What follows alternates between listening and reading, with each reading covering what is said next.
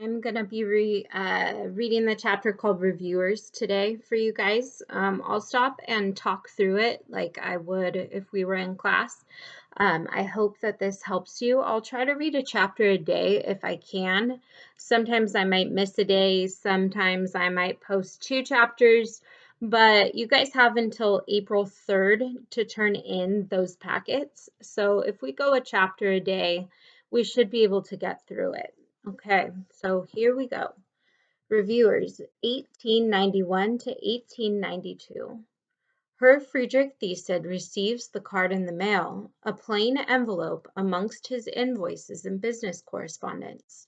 The envelope holds no letter or note, simply a card that is black on one side and white on the other. Le Cirque des Rêves is printed on the front in silver ink.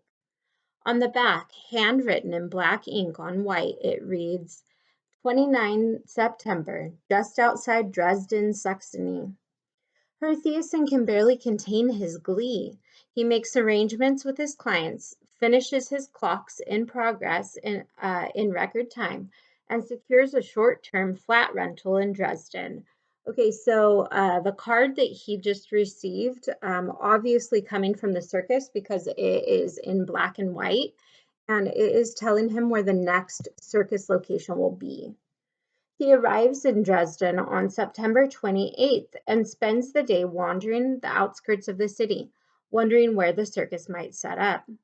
There is no indication of its impending arrival, only a slight electricity in the air, though Herr Thiessen is unsure if anyone, save himself, can sense it.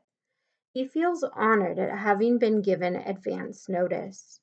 On September 29th, he sleeps in, anticipating the late night ahead. When he leaves his flat in the early afternoon to find something to eat, the streets are already buzzing with news. A strange circus has appeared overnight just west of the city. A gargantuan thing with striped tents. They are saying when he reaches the pub. Never seen anything like it, Herr Thiessen says, stays silent on the matter, enjoying the excitement and curiosity around him. Shortly before sunset, Herr Thiessen heads west, finding the circus easily as there is a large crowd assembled outside already. While he waits with the crowd, he wonders how the circus manages to set up so quickly. He is certain that the field it sits in now, as though it has always been there, had been empty the day before when he walked around the city. The circus has simply materialized, like magic, he overhears someone remark, and Herr Thiessen has to agree. When the gates open at last, Herr Frederick Thyssen feels as though he is returning home after an extended absence. Okay, so we talked about how Herr Thyssen is going to be the one to kind of like orchestrate the reviewers, which is the name of this chapter. The reviewers are kind of like the Night Circus fan club. And so Herr Thiessen, he loves the circus so much. And just like it was said in the book, he feels like he's going home when he goes in. He spends almost every night there, and during the day he sits in his rented flat or at the pub with a glass of wine and a journal, and he writes about it. Pages and pages of observations recounting his experiences, mostly so he will not forget them, but also to capture something of the circus on paper, something he can hold on to. He occasionally converses about the circus with his fellow pub dwellers. One of these is a man who edits the city paper, and after some persuading and several glasses of wine, he manages to get Friedrich to show him the journal. After a shot or two of bourbon, he convinces Friedrich to allow excerpts of it to be published in the newspaper. Okay, so kind of like Marco, Frederick Mason keeps a journal with all of his info about the circus. He writes it down so that he can remember it when it's far away. And this guy who writes in the paper, he convinces Friedrich to let him use some of the passages out of his notebook to go into the paper. The circus departs Dresden in late October, but the newspaper editor keeps his word. The article is well received and followed by another and another.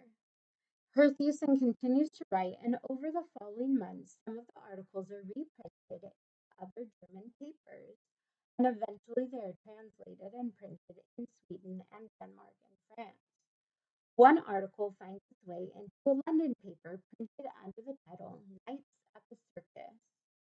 It is these articles that make her, Friedrich Giessen, the unofficial leader, the figurehead of those most ardent followers of the circus. Some are introduced to Les Cirque Rev through his writing, while others feel an instant connection with him as they read his words, an affinity for this man who experiences the circus as they do, as something wondrous and inimitable.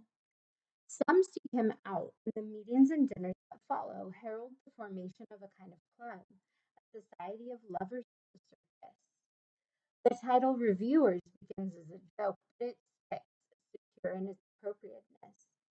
Herthesen enjoys this immensely, being surrounded by kindred spirits from all over Europe and occasionally even farther who will discuss the circus endlessly. He transcribes these stories, the stories of other reviewers, to include in his writings. He constructs small keepsake clocks for them, picking their favorite acts or performances. One of these is a marvel of tiny flying acrobats on ribbons, made for a young woman who spends most of her hours at the circus in that massive tent staring upward. Okay, so obviously that clock is made for this woman to mimic the acrobat tent, where like all the people are climbing all over the globes and the chairs that are hanging from the ceiling, and so he makes a clock that kind of like goes with that one. He even, somewhat unintentionally, starts a fashion trend amongst the reviewers. He comments at a dinner in Munich, where many of the dinners are held near his home, though they are also held in London and Paris and countless other cities as well, that when he attends the circus, he prefers to wear a black coat to better blend in with his surroundings and feel a part of the circus.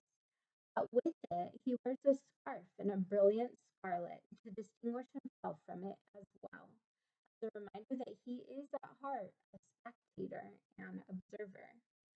Word spreads quickly in such select circles, and so begins the tradition of reviewers attending Les Rev decked in black or white or gray, with a single shock of red, scarf or hat, or if the weather is warm, a red rose tucked into a lapel or behind an ear. It is also quite helpful for spotting other reviewers, a simple signal for those in the know.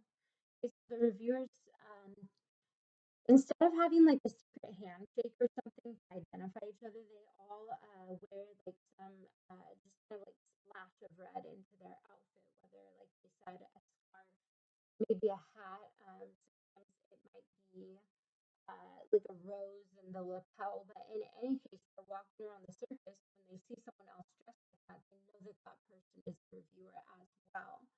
And what else is kind of cool is because they wear this, a lot of the people in the circus catch on, like the people who work in the circus, catch on and they might give them like a free snack or they might let them ride a certain ride twice or something like that because they're reviewers and they're important to the circus. There are those who have the means, even some who do not, but creatively manage anyway to follow the circus from location to location. There is no set itinerary that is public knowledge. This moves from place to place every few weeks with the occasional extended break, and no one truly knows where it might appear until tents are already erected in a field in a city or the countryside or somewhere in between. But there are those few people, select reviewers who are familiar with the circus and its ways, who have made polite acquaintance with proper individuals and are notified of impending locations, and they in turn notify others in other countries and other cities. Okay, so the reviewers pass on by word of mouth or by mail or whatever where the circus will be next. And the people who have enough money to do so will actually just live their lives following the circus from one location to another. The most common method is subtle and works both in person and by post. They send cards, small rectangular cards, much like postcards, that vary but are always black on one side and white on the other. Some use actual postcards. Others choose to make their own. The cards state simply, the circus is coming, and list a location. Sometimes there's a date, but not always. Circus functions and approximations more than exacting details. Notification and location is often enough. Most reviewers have a home base and prefer not to travel terribly far. Reviewers who call Canada home may be hesitant to travel to Russia, but easily make extended visits to Boston or Chicago, while those in Morocco may travel to many destinations in Europe, but perhaps not all the way to China or Japan. Some, though, follow the circus wherever it may lead, through money or luck or expensive favors from other reviewers. They are all reviewers, each in their own way, even those who only have means to visit the circus when it comes to them, rather than the other way around. They smile when they spot each other. They meet up at local pubs to have drinks and chat while they wait impatiently for the sun to set. Okay, so I was going to give example of something similar to the way that these reviewers interact. It might be something like all those old dudes who drive Harleys, for example, and they may not know each other at all, but then when they all meet up on their Harleys at pubs and stuff like that, then are like they all have something in common because they're all dedicated to that life of like riding their Harleys all the time. Okay, so this is the same for the reviewers. The reviewers, they travel to follow the circus. They recognize each other by their red, and they have like this innate kind of like obsession with the circus, where the circus is actually like a big part of their lives. And so they're called reviewers, but they're so much more than that. They actually like live for the circus pretty much. Um, let's see. It is these aficionados, these reviewers, who see the details in the bigger picture of the circus. They see the nuance of the costumes, the intricacy of the designs. They buy sugar flowers and do not eat them, wrapping them in paper instead and carefully bringing them home. They are enthusiasts, devotees, addicts. Something about the circus stirs their souls and they ache for it when it is absent. They seek each other out, these people of such specific like mind. They tell of how they found the circus, how those first few steps were like magic, like stepping into a fairy tale under a curtain of stars. They pontificate upon the fluffiness of the popcorn, the sweetness of the chocolate. They spend hours discussing the quality of the light, the heat of the bonfire. They sit over their drinks, smiling like children, and they relish being surrounded by kindred spirits, if only for an evening.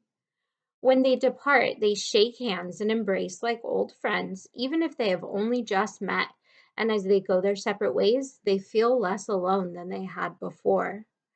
The circus knows of them and appreciates them. Often, someone approaching the ticket booth in a black coat with a red scarf will be waved in without paying admission, or given a mug of cider or a bag of popcorn gratis. Performers spotting them in the audience will bring out their best tricks. Some of the reviewers wander the circus continuously, methodically visiting every tent, watching every performance. Others have their favorite spots, which they rarely leave, choosing to pass the entire night in the menagerie or the Hall of Mirrors. They are the ones who stay the latest through the small hours when most visitors have gone to seek their beds.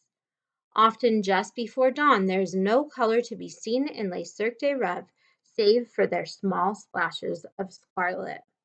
Okay, so after the regular patrons leave, it's usually just reviewers left over in the really, really late or early morning hours when everyone else has already gone home. So, yeah, like you can see why these people would be important to the circus. They're hugest fans and they go to the circus all the time.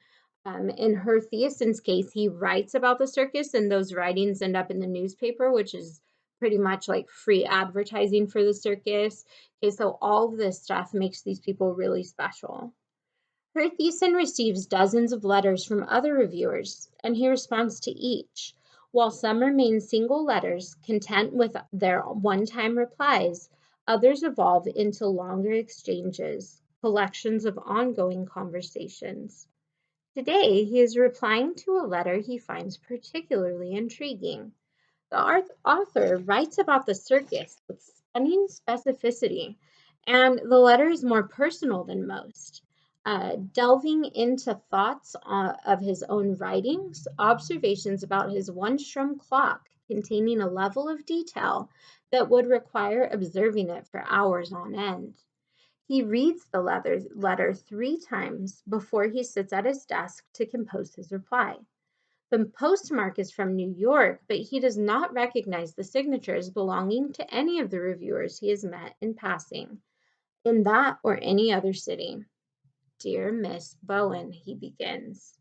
He hopes that he will receive another letter in return. Okay, so for some reason, Celia decides to write to Mr. Thiessen, and this is like the beginning of a friendship between these two. It's kind of like an unlikely friendship. Some people think they end up romantically involved, but they don't. They're not anything but good friends. But it's kind of like an odd friendship that you wouldn't really expect to happen. So that is the reviewers chapter. Our next chapter is collaborations, and I will post that one tomorrow. But feel free to go ahead with the collaborations chapter if you are like me and you don't want to put the night circus down. I hope you guys are all doing well, and I miss you.